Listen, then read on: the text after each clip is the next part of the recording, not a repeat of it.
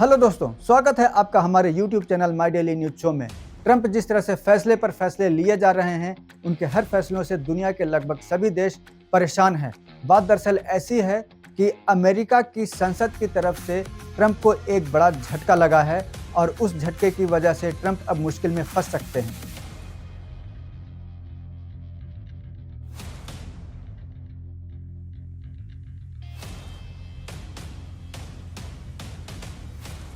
दरअसल बात ऐसी है कि ट्रंप जो फैसले ले रहे हैं, उनके फैसलों से ट्रंप के जो विपक्ष की पार्टी है यानी डेमोक्रेटिक पार्टी है, उनके जो लीडर्स हैं वो परेशान हैं। ट्रंप के रिपब्लिकन पार्टी के ही लीडर्स यानी उनके ही जो सांसद हैं वो भी परेशान हैं। अगर बात करें अमेरिकी संसद की, तो अमेरिकी संसद भी ट्रंप से कहीं ना कहीं परेशान दिख रही है।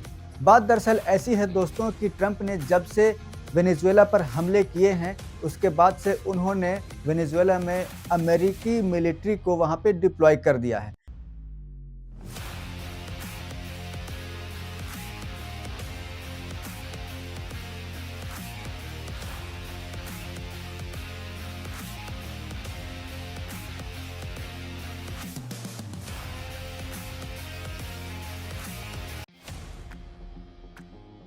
तो इसके विरोध में ट्रंप के जो विपक्ष की पार्टी है, उन्होंने अमेरिकी संसद में एक प्रस्ताव पारित करने की अपील की थी और उन्होंने वेनेजुएला में मिलिट्री एक्शन को रोकने का प्रस्ताव पारित करने की बात कही थी। इसके लिए वोटिंग हुई और उस वोटिंग में अमेरिका के राष्ट्रपति ट्रंप के जो विपक्ष की पार्टी है यानी डेमोक्रेटिक पार्टी है, उनके लीडर्स ने लगभग 47 वोट ट्रंप के विरोध में दिए, यानी वेनेजुएला में मिलिट्री एक्शन को रोकने वाले प्रस्ताव के पक्ष में वोटिंग हुई। और वो जो वोटिंग हुई दोस्तों, वो अमेरिका के राष्ट्रपति डोनाल्ड ट्रंप के विपक्ष की पार्टी ने की। दूसरी तरफ अमेरिका के राष्ट्रपति डोनाल्ड ट्रंप जिस पार्टी से हैं यानी वो रिपब्लिकन पार्टी से हैं, उनके ही सांसद ने ट्रंप के विरोध में 5 वोट किए, यानी 5 सांसदों ने वोट किए। अब क्या है कि डोनाल्ड ट्रंप अगर कहीं भी, कहने का मतलब है कि अब क्या है कि डोनाल्ड ट्रंप अगर वेनेजुएला में मिलिट्री एक्शन अगर करना चाहेंगे तो उन्हें सबसे पहले अमेरिकी सीनेट से ऑर्डर लेना होगा। अगर अमेरिकी सीनेट ने ऑर्डर दिया तो उसके बाद डोनाल्ड ट्रंप वेनेजुएला में मिलिट्री एक्शन कर सकते हैं। तो अमेरिका के राष्ट्रपति की जो पावर है वो धीरे धीरे अब सीज होती दिख रही है, यानी कि उनका जो पावर है अब वो फुल फ्लेजेड में वो अपने फैसले नहीं ले सकते। इससे ट्रंप काफ़ी ज़्यादा चिढ़े हुए हैं, काफ़ी ज़्यादा परेशान हैं। दूसरी तरफ बात ऐसी है कि जो डोनाल्ड ट्रंप हैं, उनके विरोध में महाभियोग लगाने की भी तैयारी की जा रही है और ये जो महाभियोग लगाने की जो तैयारी की जा रही है वो डोनाल्ड ट्रंप के विपक्ष की पार्टी के द्वारा ही की जा रही है। डोनाल्ड ट्रंप के जो विपक्ष की पार्टी है, डेमोक्रेटिक पार्टी, उनके लीडर्स का ये कहना है कि डोनाल्ड ट्रंप जो भी फैसले लेते हैं वे अपनी मन मर्जी से फैसले लेते हैं, ना तो वो विपक्ष से राय मशवरा करने की ज़रूरत समझते हैं, ना ही वे अपने ही पार्टी के सांसदों से सलाह लेते हैं और ना ही वे अमेरिकी सीनेट से ऑर्डर लेते हैं। जो भी करते हैं वे अपने मन से करते हैं, चाहे वो किसी देश पर हमला करने की बात हो या किसी देश पर टैरिफ लगाने की बात हो।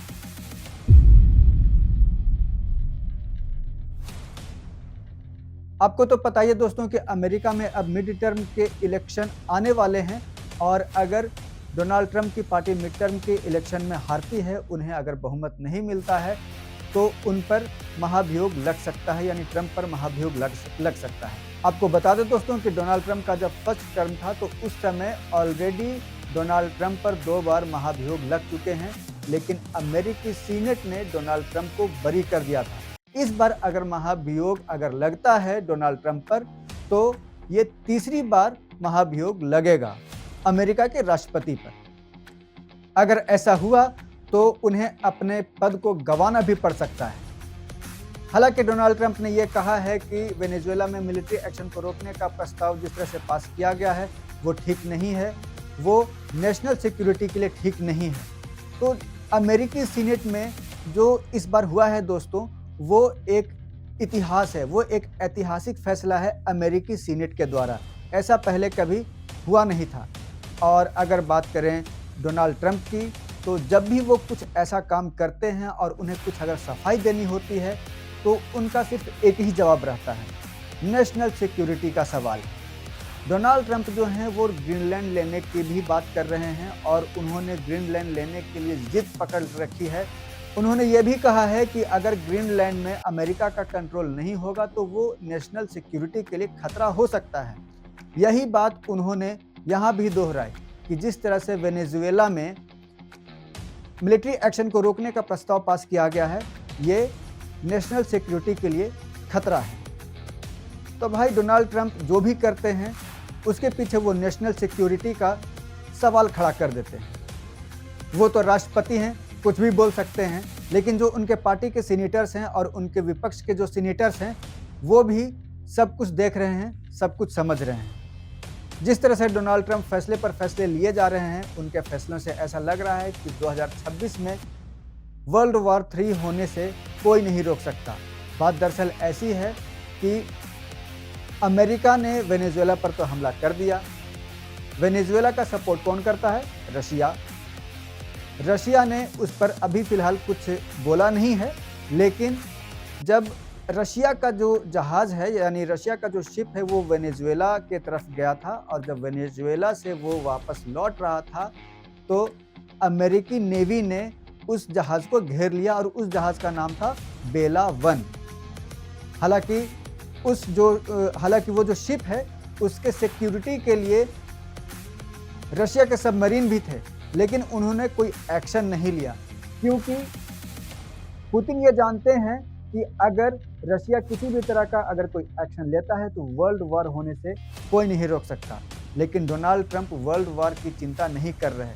उन्हें तो बस ये दिखाना है कि अमेरिका वर्ल्ड का पावरफुल कंट्री है, अमेरिका जो चाहेगा सो करेगा, यानी कि डोनाल्ड ट्रंप जो चाहेंगे वो कर सकते हैं। लेकिन ये उनकी भूल है।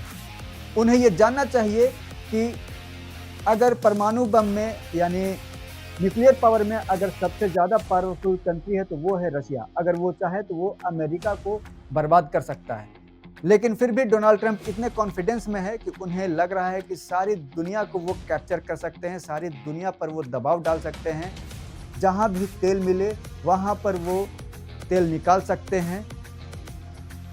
वो जो कहेंगे उनकी हर बातों को, उनके हर फैसलों को दुनिया के सभी देश मानेंगे ही मानेंगे।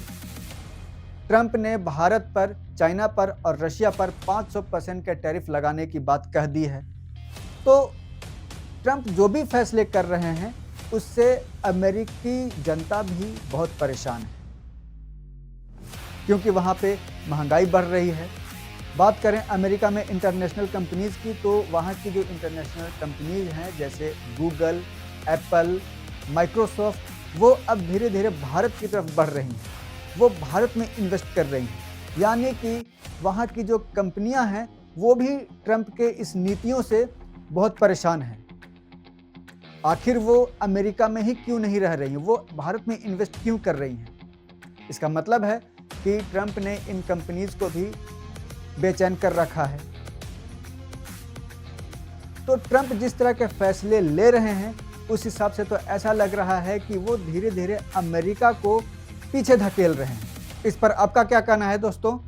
अपने राय को कमेंट में ज़रूर दें और अगर आपको ये वीडियो अच्छी लगी हो तो इस वीडियो को लाइक, सब्सक्राइब और शेयर ज़रूर करें दोस्तों। धन्यवाद।